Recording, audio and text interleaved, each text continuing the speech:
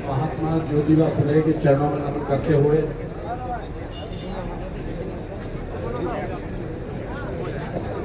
Hello hello hello Mahatma Jyotiba Phule के चरणों में नमन करते हुए आज यहाँ पर उपस्थित मेरे सभी पिता बुजुर्गों, माताओं, बहनों और मेरे सभी कर्मठ युवा साथियों, आप सभी को मेरी राम राम। आज इस होली मिलन के पवित्र अवसर पर सबसे पहले तो मैं धन्यवाद देता हूं इस प्रोग्राम को इतने व्यवस्थित तरीके से ऑर्गेनाइज करने वाले सभी साथियों को कि आप लोगों ने बहुत मेहनत की है। और उससे भी ज़्यादा मैं धन्यवाद देता हूं अपनी सभी जनता जनार्दन का, अपने बुजुर्गों का, कि हम सभी किसान परिवार से आते हैं और खेती बाड़ी का काम चल रहा है। ऐसी स्थिति में आप लोगों ने समय निकाला अपने बेटे के लिए, उसके लिए बहुत बहुत धन्यवाद। और मैं धन्यवाद देना चाहता हूं इस बात के लिए कि मेरी अनुपस्थिति में धौलपुर तो मेरे साथ था ही, लेकिन बाड़ी के लोग भी मेरे लिए कभी भी पीछे नहीं रहे। इसके लिए मैं आपके लिए कोट कोट आभार व्यक्त करता हूं। आपको जब भी बुलाया गया, जब भी आपको मैसेज दिया गया, मेरी अनुपस्थिति में आप लोगों ने अपनी पूरी भूमिका निभाई है। और उसी की बदौलत आज धौलपुर की चारों विधानसभाओं के लोगों की बदौलत आज आप लोगों का झंडा बुलंद है। तो मैं आप सभी लोगों का आभार व्यक्त करता हूं कि आप लोगों ने जिस तरह से मुझे अपना बेटा समझ के, अपना बच्चा समझ के, और जो समाज की भूमिका होनी चाहिए थी वो पूरी ईमानदारी से निभाई है। और इसीलिए आज कुशवाहा समाज का परचम अच्छे तरीके से लहरा रहा है। तो मैं कोट कोट धन्यवाद देता हूं। और अपनी बात करने से पहले एक बात जरूर कहूंगा कि धौलपुर में अगर आप राजनीति करते हो तो राजनीति को अच्छे से समझना होता है, तभी आप राजनीति कर सकते हैं किसी भी क्षेत्र में। अगर आप कोई भी क्षेत्र में काम करते हैं, अगर आपको उसकी नॉलेज नहीं होगी, उसके हर पहलू की जानकारी नहीं होगी, तो आप उस क्षेत्र में सफल नहीं हो सकते। मैं अपनी बात रखूंगा जिसके लिए मैं आज आया हूं, लेकिन उससे पहले मैं भाई रामनेत कुशवाहा जी को रिप्लाई जरूर देना चाहूंगा और आप लोगों के माध्यम से देना चाहूंगा, क्योंकि ये तो हो ही नहीं सकता कि कोई हमें ललकार के चला जाए और हम चुप बैठे रहे। तो आपको पूरा जवाब मिलेगा और तमीज के साथ मिलेगा और सभ्यता के साथ मिलेगा और सबूत के साथ मिलेगा। मैं आप लोगों से एक चीज पूछना चाहता हूं, खासतौर पर युवाओं से, कि जब भी हमारा चुनाव होता है या कोई भी फंक्शन होता है, आप सभी लोगों को कैसे पता चलता है? आप फेसबुक पर देखते हैं, यूट्यूब पर देखते हैं, व्हाट्सएप ग्रुप पर देखते हैं। जब चुनाव प्रचार शुरू होता है, जब चुनाव प्रचार शुरू होता है तो आप लोगों को पता चलता है ना कि विधायक शोभा रानी के साथ में कौन कौन चल रहा है। पता चलता है कि नहीं चलता है? चलता है ना। मैं रामेश जी आपकी एक ही बात का केवल जवाब दूंगा और उसी में सब लोग समझ जाएंगे और आप भी समझ जाएंगे। आप अपने मां बाप की कसम कह के बता दो कि आप शोभा रानी कुशवाहा के चुनाव में कितने दिन धौलपुर विधानसभा में घूमे, एक मुझे फोटो बता दो। और अगर नहीं है तो आपको तो अधिकार ही नहीं बनता कि मुझे आप सलाह दो। कौन हो तुम सलाह देने वाले भाई? आपको अगर कोई बात रखनी थी, आप बैठ जाइए, आप बैठ जाइए, अब आप बैठ जाइए। अब केवल सुनिए मेरी, केवल मेरी सुनिए। आपने जो कहना था कह लिया, अब मैं बोलूंगा केवल आप सुनेंगे।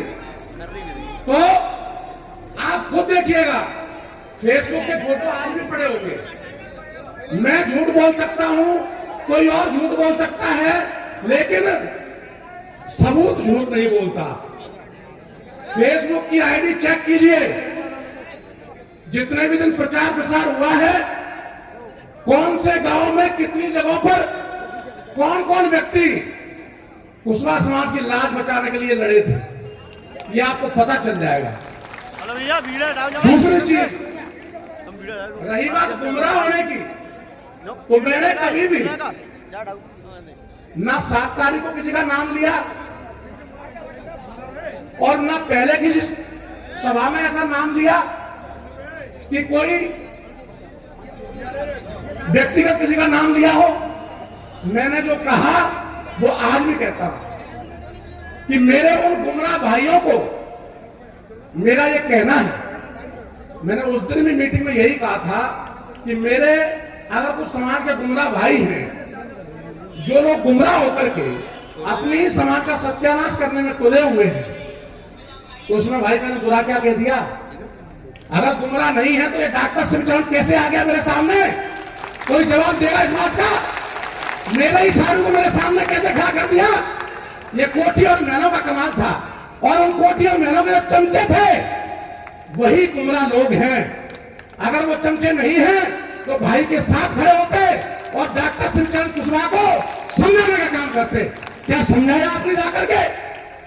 कितने लोगों को इकट्ठा किया कि उसको समझा सके? क्या कोई व्यक्ति किसी की औकात समाज से बढ़कर हो सकती है क्या? नहीं हो सकती।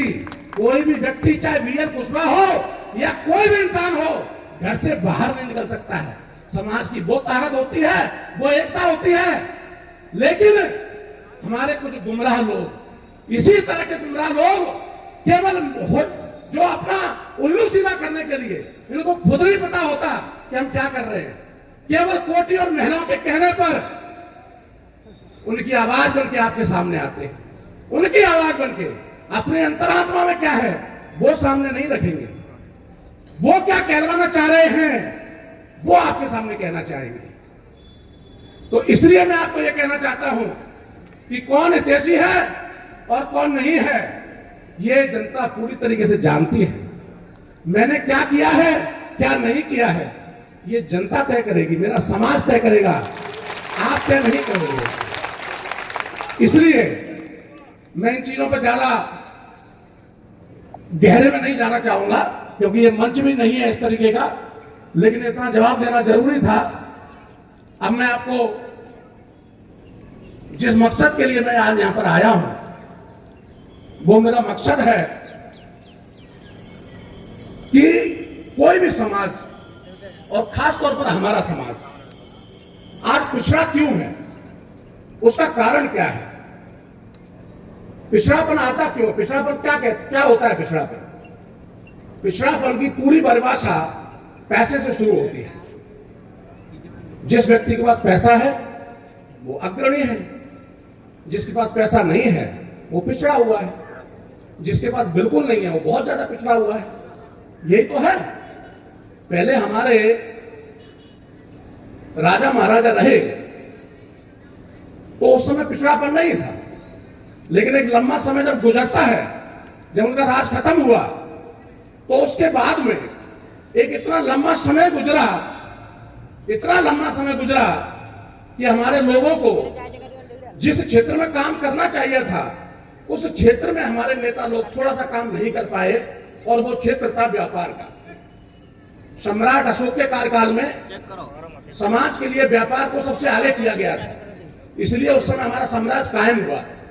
आज की डेट में हम व्यापार में कहीं लगते ही नहीं। आपने किसी उद्योगपति का नाम सुना है कुशवाहा समाज में? ढूंढे नहीं मिलेगा। जो कम से कम 100 करोड़ रुपए महीने का टर्नओवर करता हो या साल भर में भी करता हो, ढूंढे नहीं मिलेगा। और अन्य समाजों के अंदर भरे पड़े हुए हैं। तो हमारी यहां पर भाषण देने की कोई इच्छा नहीं है, लेकिन लोगों को समझाना तो पड़ेगा भाई कि रास्ता क्या है, किस रास्ते से चल के जाना है। समस्या यह है कि हमें पता ही नहीं होता। बिजनेस करने के लिए पैसे की जरूरत नहीं होती भाई, मेरे पिताजी ने मुझे लाखों करोड़ों रुपए नहीं दिए थे। मेरे पिताजी से पूछ लेने जाकर के, मुझे लाख रुपए भी नहीं दिए बिजनेस करने के लिए। लाख तो छोड़ो, 10,000 भी नहीं दिए बिजनेस करने के लिए। अब आप सोचोगे तो फिर कैसे मैं बिजनेसमैन बन गया? यही तो मैं समझाना चाह रहा हूं आपको। कोई आपको 10 लाख भी दे दे, आपके बुजुर्ग, मैं अभी युवाओं को बोल रहा हूं, अगर आप अपने घर वालों से बोल करके 10-20 लाख खेत बेच करके आपको दे भी दें, तो क्या आप उससे बिजनेसमैन बन जाओगे? कभी जिंदगी में नहीं बन सकते। आप उसको लौटा करके घर आ जाओगे पापा के सामने और रोओगे कि पापा मैं तो खेत और दूंगा बेटा, मेरे हाथ तो कुछ नहीं लगा। क्यों? क्योंकि बिना जानकारी के, बिना एजुकेशन के, जिस क्षेत्र में आपको जानकारी नहीं है उस क्षेत्र में कूदोगे तो क्या हाल होगा? जैसे डॉक्टर शिवचंद्र कुशवाहा का हुआ है। जिस क्षेत्र की जानकारी नहीं होगी उसमें सिवाय बर्बादी के दूसरा काम नहीं होगा। इसलिए मैं युवाओं से कहना चाहता हूं कि मेरी मुहिम में 3 महत्वपूर्ण बिंदु हैं और उसमें सबसे पहला बिंदु मैंने रखा है व्यापार का। व्यापार के लिए जब तक हम लोग पूरे समर्पण के साथ में आगे नहीं आएंगे, एक माहौल क्रिएट नहीं करेंगे, तब तक हमारा भला नहीं हो सकता है। और मैं ये कहता हूं कि व्यापार के लिए आपको ढेर सारे पैसे नहीं चाहिए। व्यापार के लिए आपको सोच चाहिए, एक ड्रीम चाहिए। ड्रीम क्या होता है? एक सपना क्या होता है?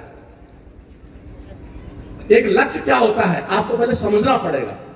लक्ष्य वो होता है कि जिस दिन आप ये डिसाइड कर लेते हो कि मुझे तो बाड़ी के अंदर सबसे अच्छे नंबर की, सबसे बेहतरीन कोठी बनानी है अपने जीवन में।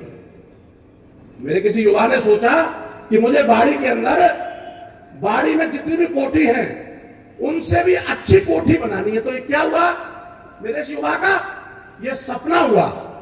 तो जिस दिन ये युवा इस बात को अपने दिल में उतार लेगा कि मुझे हर हालत में बाड़ी के अंदर बाड़ी की सबसे बेहतरीन कोठी बनानी है, तो उस दिन से इसका दिमाग काम करना शुरू कर देगा। इससे पूछेगा कि अब तू बोल तो आया कि बाड़ी के अंदर बहुत बड़ी कोठी बनानी है, लेकिन अब ये बनेगी कैसे? तो उसके लिए इसका दिमाग चलना शुरू होगा। कहां से चलना शुरू होगा? जब इसने सपना अपने दिमाग में डाला। अगर इसके दिमाग में कोई सपना ही नहीं है, अगर आपको कोई शिकार दिख नहीं रहा और आप गोली चलाए जा रहे हो, चलाए जा रहे हो, चलाए जा रहे हो, चलाए जा रहे हो, चलाए जा रहे हो, शिकार हाथ आएगा आपके? नहीं आएगा। जब तक शिकार दिखेगा नहीं और उस पर निशाना नहीं लगाओगे, तब तक शिकार हाथ में नहीं आएगा। तो पहला उद्देश्य क्या है? पहला महत्वपूर्ण बात क्या है युवाओं के लिए? कि पहले आप अपने दिल में और दिमाग में एक सपने का जन्म तो करो। सबसे पहले हमें एक सपना अपने दिमाग में लेना पड़ेगा कि मुझे अपने जीवन में एक बेहतरीन घर बनाना है, मुझे अपने जीवन में एक उद्योगपति बनना है, मुझे अपने जीवन में समाज के लिए कुछ बड़ा काम करना है, मुझे अपने जीवन में एमएलए बनना है, मंत्री बनना है, मुख्यमंत्री बनना है, प्रधानमंत्री बनना है, या और भी जो भी आप सपना देख सकते हो जिसको पूरा किया जा सकता है। लेकिन सपना ऐसा होना चाहिए जिसमें वास्तविकता हो। हवा में पी करके सपना देखने का कोई मतलब नहीं। ऐसा नहीं कि मुझे तो ऐश्वर्या राय से शादी करनी है, मेरा सपना है, तो ऐश्वर्या राय ऐसे नहीं मिलेगी क्योंकि उसकी शादी हो चुकी। तो सपना ऐसा होना चाहिए जिसमें वास्तविकता हो कि आपको कोठी नंबर 1 बनानी है, तो ये वास्तविकता है, आप बना सकते हो। आप उसका पीछा करेंगे प्रॉपर तरीके से तो क्या होगा?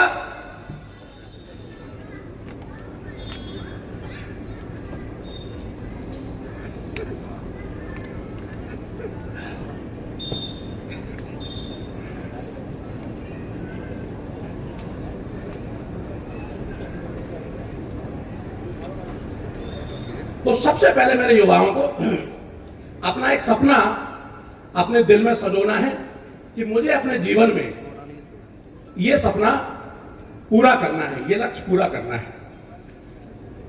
जब आप ये डिसाइड कर लो तो एक काम और करना है, वो ये करना है कि उसकी फोटो खींच लो, उसकी एक तस्वीर बना लो और एक नहीं, कम से कम 3 बना लो।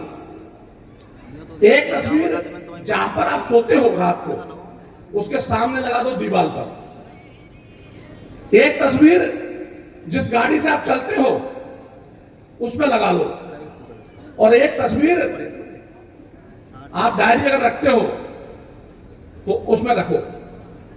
और जब भी आपका कोई रिश्तेदार मिले, दोस्त मिले, जो भी मिलने वाला मिले, उसको दिखाओ उस पट्टिका को या जो तस्वीर आपने बनाई है कि देखो भाई, मैंने ये सपना देखा है, मैं बाड़ी के अंदर 1 नंबर की कोठी इतने समय में, समय भी डालना है आपको, ऐसा नहीं कि केवल कोठी लिख दी और ऐसी हवा में, आपको समय भी डालना पड़ेगा। समय से मतलब एक फिक्स समय होना चाहिए, 4 साल में, 5 साल में, 2040 में, 2045 में, 2050 में।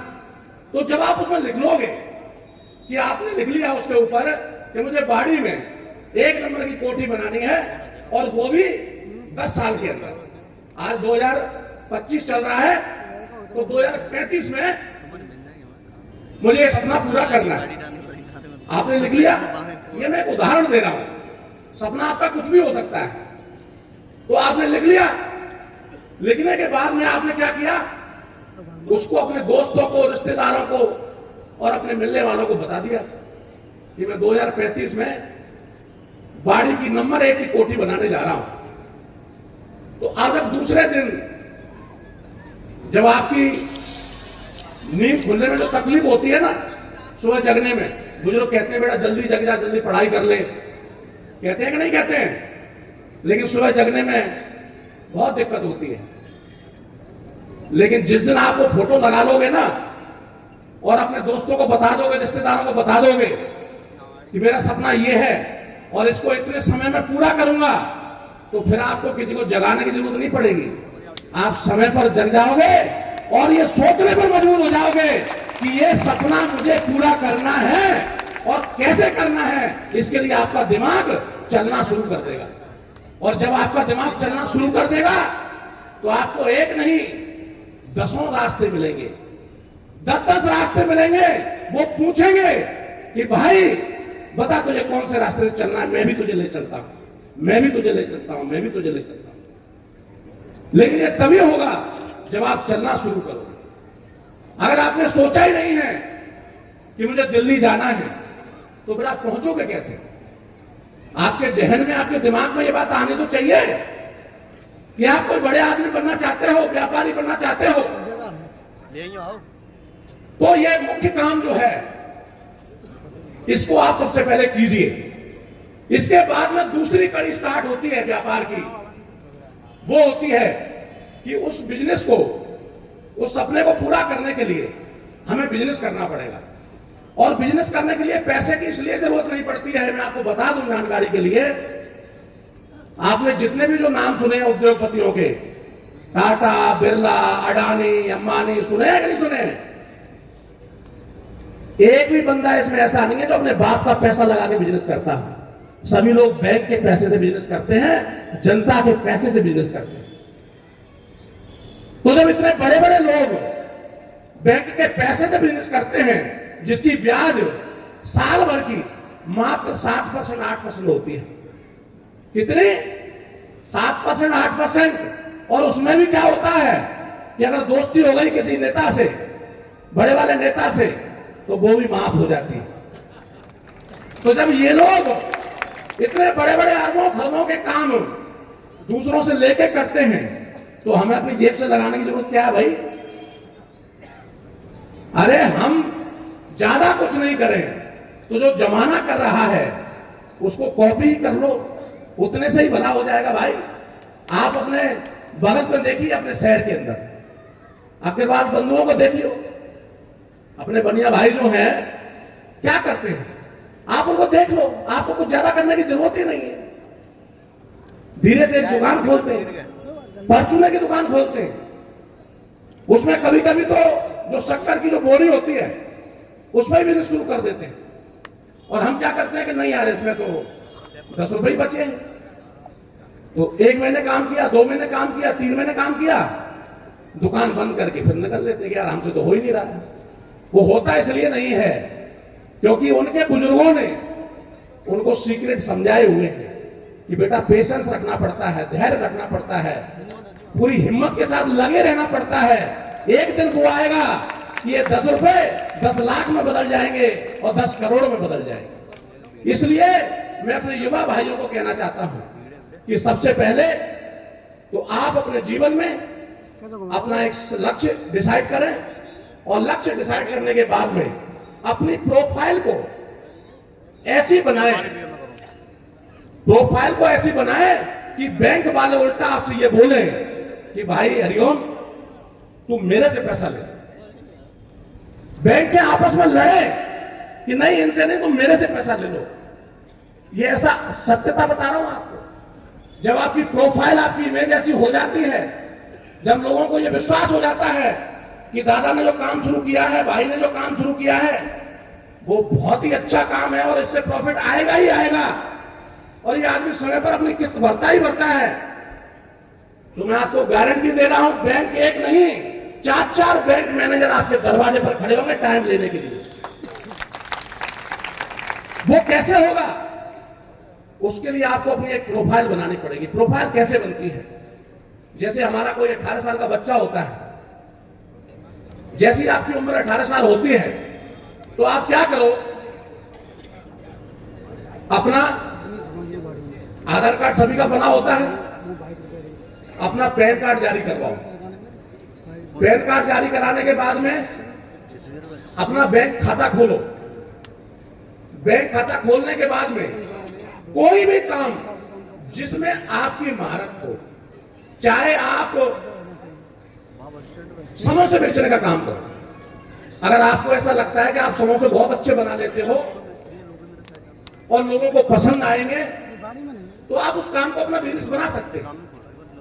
ये कोई जरूरी नहीं है कि आप बड़ी बड़ी फैक्ट्री खोल के स्टार्ट करो।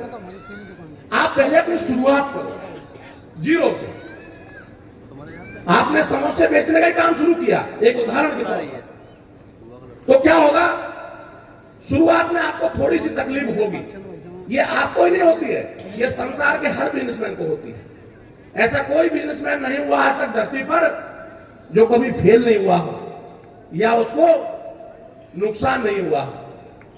सबको होता है, थोड़े दिनों तक सबको परेशानी होती है, लेकिन जब आप लगे रहेंगे लगे रहेंगे लगे रहेंगे लगे रहेंगे तो धीरे धीरे धीरे धीरे आपका विश्वास बढ़ने लगेगा। शुरुआत में आपको एकदम से लाखों रुपए नहीं आएंगे, लेकिन धीरे धीरे धीरे धीरे जब आप उस पर काम करेंगे, क्वालिटी को अच्छा करेंगे, अपने ग्राहक के साथ ईमानदारी बरतेंगे, जिससे लिया है उसको टाइम पर देंगे, तो देने वाले भी आपके पीछे खड़े हो जाएंगे हर तरीके से और आपका काम चलने निकलेगा। तो जब धीरे धीरे आपका काम शुरू होगा तो शुरुआत में आप महीने में कितने कमाओगे? 20,000 कमाओगे। धीरे धीरे करके वही चीज आपकी कहां पहुंचेगी? 50,000 पर पहुंचेगी। जब 50,000 कमाने लगोगे, आप अपने काम को और बढ़ाओगे तो वो लाख पे पहुंचेगी, 10 लाख पर पहुंचेगी, करोड़ों पे पहुंच सकती है। लेकिन इसमें एक गलती होती है ज्यादातर हमारे युवाओं से। वो गलती क्या होती है उसको हमें नहीं दोहराना है। जो गलती हम करते हैं लेकिन वो लोग नहीं करते, वो सेठ लोग नहीं करते, वो कौन सी गलती है वो मैं आपको समझाना चाहता हूं। वो गलती है बेमतलब की होड़ करने कि अभी हमने कमाना तो 1 लाख रुपए शुरू किया है, लेकिन जल्दी क्या करेंगे? बुकिंग कराएंगे सीधी स्कॉर्पियो कि चलो स्कॉर्पियो लेके आते हैं। तो आप कभी जीवन में बड़ा बिजनेस नहीं कर पाएंगे, हमेशा आप कर्जे में डूबे रहेंगे। तो हमें तब तक अपने शान शौकत पर पैसा नहीं खर्च करना है जब तक आपके पास इतना पैसा ना हो कि उसका इंटरेस्ट इतना आता हो जितने आपकी खर्चे हो उससे कहीं ज्यादा। कि जैसे आपके पास में मान के चलो 1 करोड़ रुपए कमा लिया आपने, अब 1 करोड़ रुपए को अगर आप बैंक में भी डाल दो, थोड़ी देर के लिए समझो आप कि 1 करोड़ को आपने बैंक में ही डाल दिया, तो आपको 7 से 8 लाख रुपए साल में मिल जाएंगे कि नहीं मिल जाएंगे? तो तो वो 1 करोड़ ने आपके लिए कोई काम किया क्या? आपने तो काम नहीं किया 8 लाख के लिए। जो आपको 8 लाख रुपए ब्याज के मिले बैंक की ओर से, इसके लिए आपने काम किया क्या? नहीं काम किया। आपके पैसे ने काम किया। तो जो सीक्रेट है जिंदगी का, वो सीक्रेट ये है कि जिस दिन आपको पैसा कमाने के लिए काम नहीं करना पड़े, आपका पैसा ही आपके लिए काम करे, उस दिन आप समझ लेना कि आप बिजनेसमैन हो गए पूरे तरीके से। आपका बेटा 10 साल के लिए अंदर था, आपका बेटा 10 साल के लिए अंदर था। अगर हमने उसको नहीं समझा होता, इन बड़े बड़े लोगों की इस सीक्रेट को, तो आज आपके सामने थोड़ी खड़ा होता। 10 साल में तो आप समझ ही सकते हो कि क्या क्या हो सकता है आदमी के लिए। धौलपुर जिले के अंदर पूरे हिंदुस्तान में पूछ लेना, आज तक आपके बेटे ने कुशवाहा समाज से 1 रुपए का चंदा नहीं लिया है। 1 रुपए का चंदा नहीं लिया है, ये इतिहास गवाह है। और वो क्यों नहीं लिया है? क्योंकि मैं जानता हूं अपने समाज की परिस्थिति को। क्योंकि अगर चंदे से ही लड़ना होता तो फिर तो मेरे जैसे और तमाम नेता थे, फिर समाज मुझे क्यों पकड़ के लाता? क्योंकि समाज को पता था कि इन बड़े बड़े लोगों से लड़ने के लिए खाली बातों से काम नहीं चलेगा, एक दूसरे के ऊपर छींटाकशी करने से काम नहीं चलेगा। आदमी ऐसा होना चाहिए जो इन बड़े बड़े लोगों के सामने खड़ा हो सके और हर क्षेत्र में उनका सामना कर सके। इसलिए मैं आप सब लोगों को कहना चाहता हूं कि व्यापार के लिए अपना पहले मन बनाइए कि हर हालत में हमें व्यापार करना है। अगर आपके पास पैसा नहीं है तो मैं आपको लिख के दे सकता हूं, दुनिया की कोई भी ताकत आपको सम्मान नहीं दिला सकती, आपको स्वाभिमान नहीं बचा सकती। केवल पैसा ही एक ऐसी चीज है कि ये जमाना आपको सल्यूट करेगा। अगर पैसा नहीं होगा तो आपके रिश्तेदार भी बोलेंगे ये तो मेरा दूर का रिश्तेदार है भाई, नजदीक का रिश्तेदार नहीं है। तो इसलिए भाइयों, आप सब लोग अपने अपने बच्चों को हर परिवार के अंदर ये कसम दिलाइए कि हमें हर हालत में अपनी शुरुआत करनी है, व्यापार को आगे बढ़ाना है, व्यापार करना है। और उसके लिए मैं पहले से ही, अभी मुझे आए हुए भी 2 से 3 महीने हुए हैं, जब कोई बड़ा काम करना होता है तो रातों रात कोई जलेबी नहीं सीखती है कि आराम से जलेबी बनाओ और खा जाओ। उसके लिए प्लानिंग लगती है, उसके लिए समय लगता है, उसके लिए पूरा एक प्लेटफॉर्म बनाना पड़ता है। तो उस पर काम आपके भाई का ऑलरेडी चल रहा है कि हम अपने भाइयों को, अपने युवाओं को कैसे सही दिशा दे सकते हैं और सिस्टमेटिक तरीके से कैसे दे सकते हैं। क्योंकि आज की डेट में अगर मैं एक एक अपने युवा भाई को समझाने बैठूं तो क्या मैं समझा पाऊंगा पूरे देश में? नहीं समझा पाऊंगा ना। तो इसलिए मुझे एक ऐसा सिस्टम बनाना है, एक ऐसा तरीका बनाना है कि मैं अपने थोड़े से समय में ही अपने केवल धौलपुर जिले के ही नहीं, केवल राजस्थान ही नहीं, पूरी हिंदुस्तान के कुशवाहा समाज के युवाओं के लिए एक रास्ता दे सकूं कि आ जाओ इस प्लेटफॉर्म पर और ऐसे चलिए और अपने लक्ष्य तक पहुंचिए। उसके लिए मैंने अपना काम शुरू कर दिया है और जल्दी ही 2025 के एंड होते होते, उससे पहले ही ये धमाका आपको पूरे देश में सुनाई देगा। तो आप निश्चिंत रहिए, बस आप अपने दिल में ये ठान लीजिए कि नहीं, हमें हर हालत में बिजनेसमैन बनना है। घर में एक बच्चे को तो बिजनेसमैन बनाना ही है। जब आप ये ठान लोगे तो निश्चित रूप से हर घर की स्थिति सुधर जाएगी। आपको पता है ये पिछड़ापन गायब हो जाएगा अपने आप ही। आज हमारा कोई परिवार का बच्चा सरकारी नौकरी में लग जाता है तो क्या होती है सरकारी नौकरी? एक पैसे की आवक ही तो होती है भाई, उससे एक लगातार पैसे आने लगते हैं और उस पैसे से हम अपने बच्चों को अच्छे तरह से पढ़ाने लगते हैं। सरकारी में अच्छी शिक्षा नहीं मिलती तो हम प्राइवेट में भेजने लगते हैं, जहां उसको अच्छे से पढ़ाई मिलती है। हम उसको अच्छे से उसके स्वास्थ्य का ध्यान रखते हैं। जहां उसको डेली दूध मिलना चाहिए तो हम उसको दूध पिला पाते हैं। अच्छा खाना खिला पाते हैं। किस वजह से? केवल पैसे की वजह से। और पैसा नहीं होता है तो ना तो हम अपने बच्चों को शिक्षा दिला पाते हैं, ना अपने बच्चों को ढंग से खिला पिला पाते हैं। तो हमारे बच्चे दिमागी तौर पर भी कमजोर, शरीर की ओर से भी कमजोर, तो बाकी दुनिया तो कमजोर उसको कर ही देगी। बाकी बचेगा क्या? जब हमारा बच्चा दिमाग से कमजोर होगा, शरीर से कमजोर होगा, तो फिर हमारे पास क्या है कंपटीशन करने के लिए? अब आप उम्मीद करो उस बच्चे से कि उस बच्चे से जाकर के ताल में ताल मिलाए जो शरीर में स्वस्थ है, दिमाग में स्वस्थ है, उसके बाप दादाओं के सपोर्ट की वजह से स्वस्थ है, तो हमारा बच्चा कैसे लड़ेगा उससे? नहीं लड़ सकता है, कंपटीशन कर ही नहीं सकता है। इसलिए हमें अगर अपने स्वाभिमान को बचाना है तो हमें इस बात को समझना पड़ेगा, घर घर चर्चा करनी पड़ेगी कि भाई इसके बिना हमारा उद्धार नहीं होगा, हमारी कौम का उद्धार नहीं होगा। तो ये कसम खाइए कि हर हालत में हम अपने परिवार के अंदर एक बिजनेसमैन जरूर बनाएंगे, जरूर बनाएंगे, जरूर बनाएंगे। दूसरी चीज आती है शिक्षा की।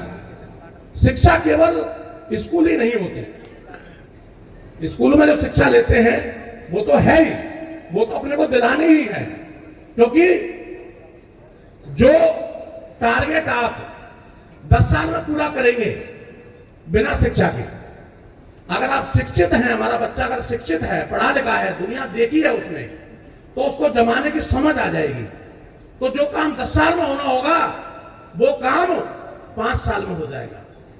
तो इसलिए शिक्षा हमारे जीवन में बहुत जरूरी है। जो व्यक्ति शिक्षित हो जाता है, जो बच्चा शिक्षित हो जाता है, उसको आपको बहुत ज्यादा धक्का देने की जरूरत नहीं पड़ेगी, उसको बहुत ज्यादा सपोर्ट की जरूरत नहीं पड़ेगी, क्योंकि वो व्यक्ति, वो बच्चा